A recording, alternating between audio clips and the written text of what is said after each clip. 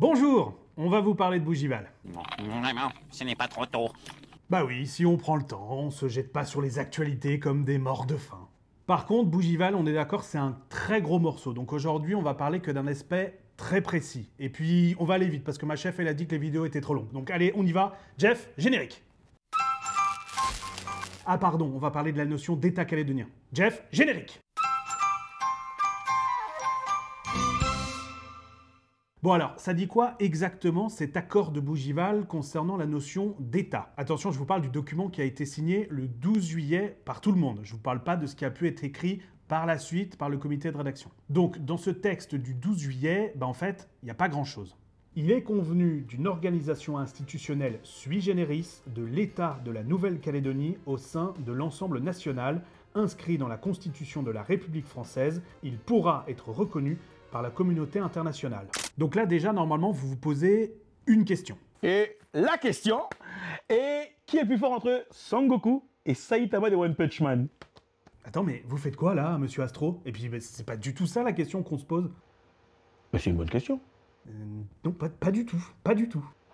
Pardon. Son Goku Super Saiyan 3, on est d'accord? Donc la question, c'est qu'est-ce que ça veut dire sui generis? Eh ben en latin, ça veut tout simplement dire de son propre genre. Et en fait, c'est une notion qu'on retrouvait déjà dans l'accord de Nouméa. Une collectivité calédonienne sui generis, une collectivité de son propre genre. Donc vous comprenez que mettre dans une case l'État calédonien qui serait créé par l'accord de Bougival, c'est pas quelque chose d'évident. Et puis, l'autre question...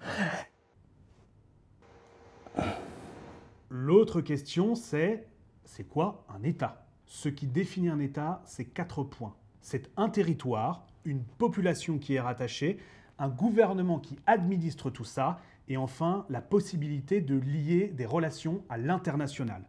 Le 4e point implique d'ailleurs une certaine souveraineté. C'est un État qui s'applique à lui-même des règles qu'il s'est fixées. Bon alors, je ne vous fais pas vraiment l'historique de comment a pu évoluer dans le temps la notion même d'État, mais cette définition en 4 points, elle date de 1933, elle a été actée lors de la conférence de Montevideo. Bon alors, une fois qu'on a dit ça, ce qui est intéressant, c'est de regarder ce qu'en pensent et comment analysent les gens qui sont plus intelligents que nous, c'est-à-dire les politiques. Non, je déconne, les universitaires. Je crois que je hais cet homme. Quand on lit l'accord de Bougival, est-ce que déjà on peut dire qu'on a affaire à un État associé à la France? Le texte propose une souveraineté encore plus partagée avec la France, une capacité d'auto-organisation de ses compétences, compétences qui pourront d'ailleurs évoluer dans le temps, et on parle là même des compétences régaliennes. Donc petite parenthèse, régalienne c'est monnaie, police, justice, armée. Sauf qu'en réalité, c'est difficile de parler avec Bougival d'État associé. I like saying no.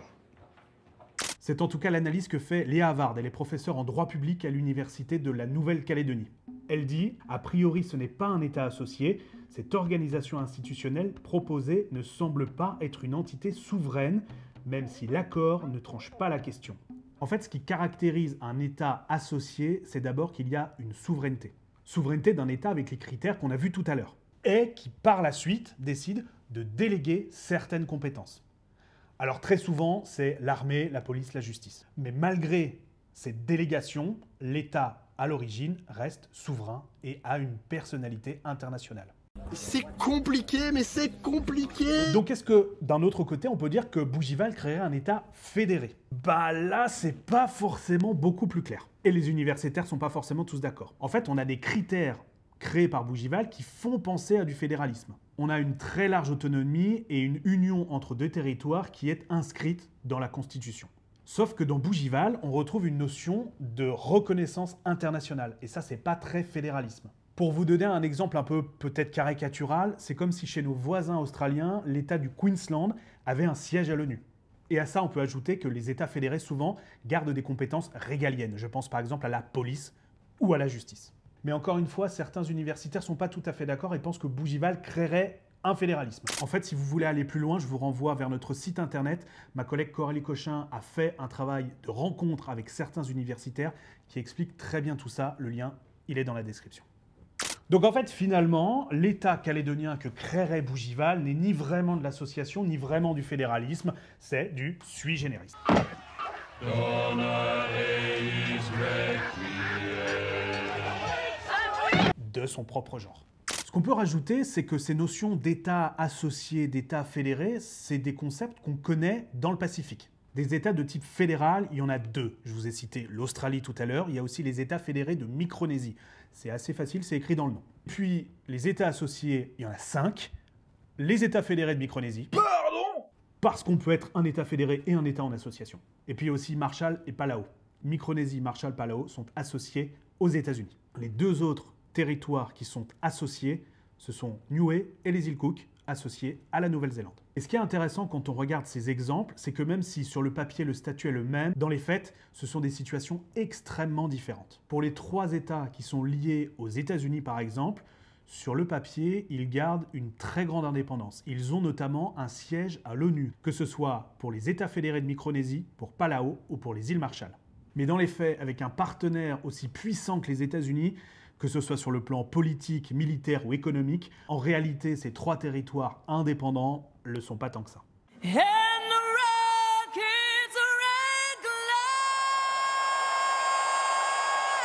A l'inverse, pour Niue et pour Cook, il n'y a pas de représentation internationale à l'ONU, pas de siège. Cependant, ils sont beaucoup plus libres, notamment dans leur possibilité de lier des partenariats avec d'autres puissances. Après, qu'on s'entende bien, c'est pas forcément simple pour ces 2 États. Le dernier exemple, c'est Wellington qui a freiné des 4 fers quand Cook a voulu signer un partenariat privilégié avec la Chine. Voilà, puis au-delà de ces 5 territoires, il y a aussi des États qui ont fait le choix du fédéralisme américain. C'est le cas notamment des îles Mariannes du Nord ou de Hawaï. Hawaï qui est d'ailleurs un État de l'Union, c'est l'intégration maximale aux États-Unis. On peut également citer le cas de Norfolk, c'est un territoire autonome mais administré par l'Australie. Tous ces territoires que je viens de citer ne sont pas indépendants, mais pour autant, ils ne sont pas dans la liste des pays à décoloniser décidée par l'ONU. Bref, il y a plein de choses dans le Pacifique et c'est assez compliqué. Voilà, c'était 2-3 notions pour essayer de comprendre un peu de quoi on parle quand on parle d'État calédonien dans ce projet d'accord de Bougival. Vous l'avez compris, c'est encore un peu flou. On attend beaucoup des différents comités de rédaction qui vont préciser tout ce qui était signé le 12 juillet à Bougival. Donc là, on a seulement parlé de la notion d'État, mais dans l'accord de Bougival, il y a plein d'autres choses. On va revenir dessus dans des prochains décryptages. On a prévu notamment de vous parler de la fameuse nationalité calédonienne qui a fait couler beaucoup d'encre. On parlera aussi du corps électoral, dégelé, pas dégelé. On verra tout ça dans des prochaines vidéos. Et ça va être sympa. Allez, viens, on est bien. Voilà, c'est la fin de ce décryptage. Merci beaucoup de l'avoir suivi. Comme d'habitude, un petit like, un partage, ça fait toujours plaisir. Et puis moi, je vous dis à la prochaine. Ciao.